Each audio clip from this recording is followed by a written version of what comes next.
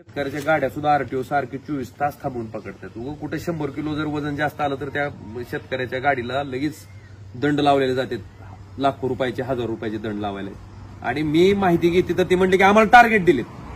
नेमकं काय चाललंय की तुम्हाला फारच वसुली करायची जर हवा असेल तर मोठ्या मोठ्या कंत्राटदाराच्या गाड्या काय अंडरलोड चालतात काय? तुमच्या हायवेचं कन्स्ट्रक्शन करत असताना, रेल्वेचं कन्स्ट्रक्शन करत असताना त्या गाड्याची जेवढी वजन व्हायची क्षमता आहे त्याच्यापेक्षा किती तर दुपटीनं तिपटीनं वजन वाहतात ना.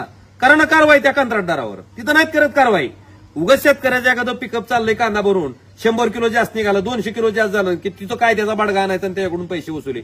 अतिशय दुर्दैव आहे. आणि जी माहिती आहे ती अतिशय जबाबदारीनं बोलतोय की अक्षरशः टार्गेट दिलेत आरटीओला की तुम्ही इतकी वसुली करा म्हणून. आणि तुम्ही कशा हे विचारायला पाहिजे ना, ही वसुली कुणासाठी आहे नेमकी? सरकार ही वसुली का करतंय?